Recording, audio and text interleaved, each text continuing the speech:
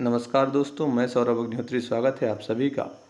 पिछली क्लासेस में हमने आपको एमपीपीएससी मेंस की फोर्थ पेपर की जो पहली यूनिट है उसके अंतर्गत हमने बताया था कि प्रशासन के कौन कौन से नैतिक तत्व निर्धारित किए गए हैं, जिसमें सत्यनिष्ठा, उत्तरदायित्व, नैतिक तर्क, नैतिक दुविधा, अंतरात्मा और पारदर्शिता के बारे में चर्चा की गई है, जिसके अंतर्गत हमने आपको उत्तरदायित्व, नैतिक तर्क, नैतिक दुविधा और सत्यनिष्ठा के बारे में बताया था। आज उसी कड़ी में हम बात करेंगे अंतरात्मा के बारे में, अर्थात नैतिक मार्गदर्शक के रूप में अंतरात्मा के बारे में आज हम बात करेंगे।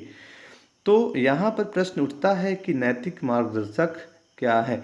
तो अंतरात्मा की आवाज़ एवं आदेश के अधीन दिशा निर्देशिक मार्गदर्शन ही नैतिक मार्गदर्शन कहलाता है। क्या कहा कि अंतरात्मा की आवाज़ एवं आदेश के अधीन दिशा निर्देशित मार्गदर्शन ही नैतिक मार्गदर्शन कहलाता है, या मनुष्य को सही गलत, उचित अनुचित तरीकों का ज्ञान करवाने वाली मानसिक शक्ति ही नैतिक मार्गदर्शन है। क्या कहा कि मनुष्य को सही गलत, उचित अनुचित तरीकों का ज्ञान करवाने वाली मानसिक शक्ति ही नैतिक मार्गदर्शन है। ठीक है। अब यहाँ पर प्रश्न उठता है कि अंतरात्मा क्या है। तो अंतरात्मा एक आंतरिक विश्वास है जो व्यक्ति को बताता है कि क्या सही है और क्या गलत है। ठीक है। क्या कहा कि अंतरात्मा एक आंतरिक विश्वास है जो व्यक्ति को बताता है कि क्या सही है और क्या गलत। अब यहाँ पर देखते हैं कि जो सार्वजनिक पद पर बैठे हुए सभी कर्मचारी विभिन्न नियमों का पालन करते हुए अपने कार्यों को पूरा करता है, लेकिन कभी कभी कानून व नियम सही दिशा देने में असमर्थ होते हैं, तो ऐसी स्थिति में अंतरात्मा मार्गदर्शन का कार्य करती है। ठीक है। अंतरात्मा के संबंध में कुछ दार्शनिकों एवं मनोवैज्ञानिकों ने कुछ मत बताए हैं। जैसे फ्रायड ने अपनी पुस्तक मनोविश्लेषणात्मक में सुपर ईगो की संकल्पना दी है, जहां मनुष्य समाज के मूल्य मानकों के अनुरूप कार्य करता है, तो इसे अंतरात्मा की आवाज़ कहते हैं। ठीक है।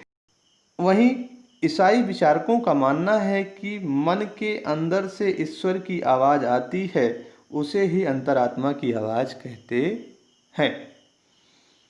अस्तित्ववादी विचारकों का मानना है कि प्रत्येक व्यक्ति निर्णय लेने के लिए स्वतंत्र है और सबसे अच्छा निर्णय वही है जो अंतरात्मा की आवाज़ से लेता है। ठीक है। तो क्या कहा है, सिगमंड फ्रायड ने यहाँ पर सुपर ईगो की संकल्पना दी है, अर्थात जहाँ मनुष्य समाज के मूल्य मानकों के अनुरूप कार्य करता है तो उसे अंतरात्मा की आवाज़ कहते हैं। वहीं ईसाई विचारकों का मानना है कि मन के अंदर से ईश्वर की आवाज़ आती है, उसे ही अंतरात्मा की आवाज़ कहते हैं। वहीं अस्तित्ववादी विचारकों का मानना है कि प्रत्येक व्यक्ति निर्णय लेने के लिए स्वतंत्र है और सबसे अच्छा निर्णय वही है जो अंतरात्मा की आवाज़ से लेता है। अब अगला है अंतरात्मा के प्रकार। तो कुछ प्रकार बताए गए हैं, जैसे त्रुटि विहीन अंतरात्मा, त्रुटिपूर्ण, संभावित और सुनिश्चित अंतरात्मा। त्रुटि विहीन क्या है?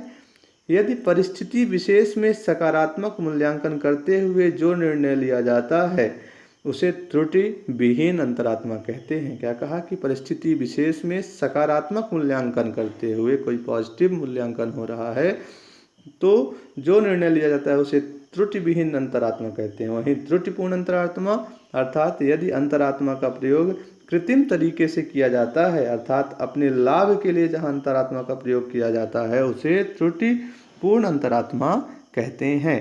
ठीक है।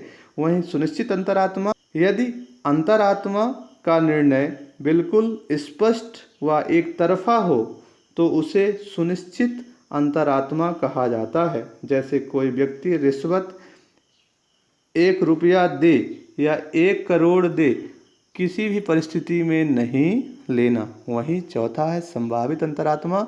इसमें निर्णय पूरी तरह स्पष्ट नहीं होते, इसमें अंतरात्मा एक पक्ष की तुलना में दूसरे पक्ष की ओर अधिक झुकी होती है, किंतु इसके कारण ही निर्णय लेना या निर्णय लेने में मन में संशय बना रहता है, तो उसे हम संभावित अंतरात्मा कहते हैं।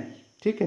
त्रुटि विहीन बात की, जिसमें बात किया गया कि परिस्थिति विशेष में सकारात्मक मूल्यांकन करते हुए निर्णय लिया गया है। दूसरा, त्रुटिपूर्ण मतलब रिश्वत की बात की गई।